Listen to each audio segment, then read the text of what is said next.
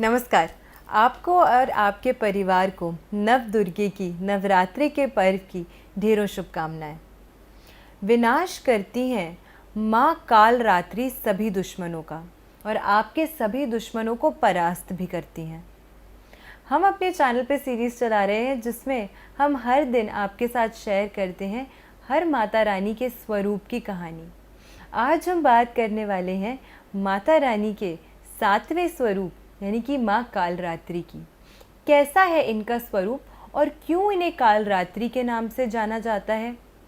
किस तरीके से ये मदद करती हैं आपके शत्रुओं का विनाश करने में? और साथ के साथ एस्ट्रोलॉजिकली कौन सा एक ऐसा प्लैनेट है जिसको शक्ति प्रदान करती हैं माँ कालरात्रि?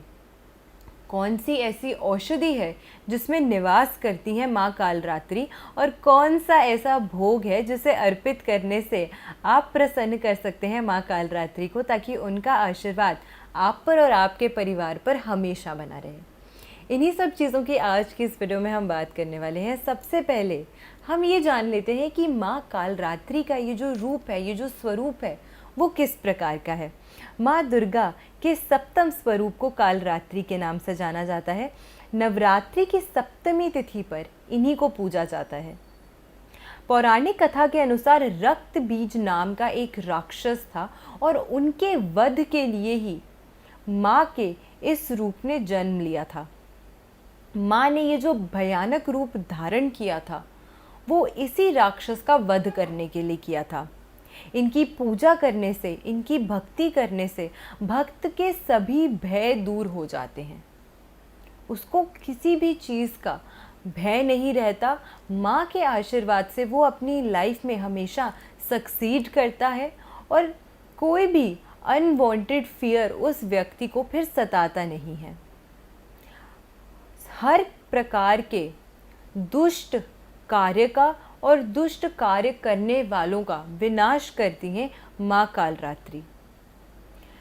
माँ दुर्गा के सातवां ये जो स्वरूप है माँ कालरात्रि का, उनकी पूजा करने से दुश्मन तो आपके नष्ट होते ही हैं, उसका वरदान तो आपको मिलता ही है।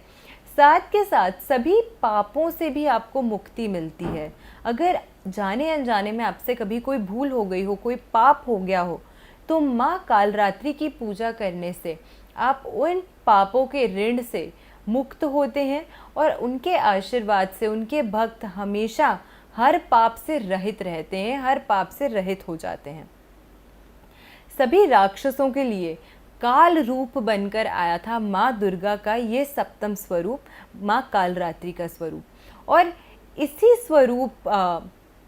स्वरूप से भूत पिशाच कोई भी चीज़ निकट नहीं आती व्यक्ति की, अगर आप सिर्फ इस स्वरूप का स्मरण भी कर लें तो।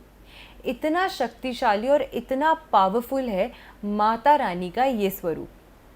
औषधि की अगर हम बात करते हैं तो कौन सी ऐसी औषधि है जिसका सेवन करने से आपकी कोई पर्टिकुलर प्रॉब्लम दूर होती है, क्योंकि ब्रह्मा जी ने स्वयं इसकी जानकारी सबको दी थी कि संसार में ऐसी 9 औषधियाँ हैं जिसमें स्वयं नव दुर्गे का वास होता है। औषधि की अगर हम बात करते हैं तो माता रानी का 7वां स्वरूप कालरात्रि का रूप हमें किस औषधि में देखने को मिलता है? नागदौन नाम की एक औषधि में ये जो माँ कालरात्रि का स्वरूप है वो देखने को मिलता है। और अगर नागदौन औषधि का सेवन किया जाता है तो उससे हर प्रकार के रोगों से छुटकारा मिलता है। स्पेशली मानसिक रोग अगर कोई भी हो या मस्तिष्क के विकारों को दूर करने वाली ये एक औषधि मानी गई है। तो ये एक बहुत ही कारगर औषधि होती है जिसमें स्वयं माँ कालरात्रि का वास होता है। माँ कालरात्रि की अगर आप पूजा करते हैं तो ऐसा माना गया है कि उससे भानु चक्र जागृत होता है। आपकी बॉडी में जो 7 चक्र हैं उनकी बैलेंसिंग से ही व्यक्ति हमेशा मानसिक और फिजिकल शारीरिक तौर पर हमेशा स्वस्थ रहता है। और वैसे ही अगर वो पूजा करते हैं माँ कालरात्रि की, उनकी स्मरण करते हैं, उनकी अर्चना करते हैं, तो ऐसे करने से उनका ये जो भानु चक्र है वो जागृत होता है। लास्ट में हमें ये समझना चाहिए कि कौन सा भोग है जो आपको माँ को अर्पित करना है और साथ के साथ कौन सा ऐसा ग्रह है जो बलि होता है अगर आप पूजा करते हैं माँ कालरात्रि की। शनि, अगर आपको लगता है कि अक्सर शनिवार को ही आपके काम नहीं बनते हैं, शनि क्योंकि डिले के भी कारक होते हैं, आप कोई भी अच्छा काम करते हैं तो उसमें आपको डिले फेस करनी पड़ती है। इस प्रकार की समस्या, इस प्रकार की प्रॉब्लम्स अगर आप अक्सर फेस करते हैं तो एक पॉसिबिलिटी ये हो सकती है कि आपकी हॉरोस्कोप में, आपकी कुंडली में शनि ग्रह जो है वो किसी प्रकार से पीड़ित है। इसीलिए अगर आप माँ के इस स्वरूप, माँ कालरात्रि के रूप की पूजा करते हैं तो उससे शनि जो है वो आपके मजबूत होते हैं, वो आपके स्ट्रॉन्ग होते हैं और फिर आपको लाइफ में किसी भी प्रकार का डिले नहीं फेस करना पड़ता। आप जिस काम में सक्सीड करना चाहते हैं उसको सक्सीड करने में आप और भी ज़्यादा कामयाब होते हैं। लास्ट में हमें बस बात करनी चाहिए कि आपको कौन सा ऐसा भोग है जो आपको माँ को अर्पित करना चाहिए, ताकि माँ कालरात्रि का जो आशीर्वाद है वो आप पर और आपके परिवार पर हमेशा बना रहे। माँ कालरात्रि को जो चीज़ सबसे ज़्यादा प्रिय है वो है गुड़। अगर आप देवी को गुड़ का भोग लगाते हैं तो इससे वो अत्यंत प्रसन्न होती हैं।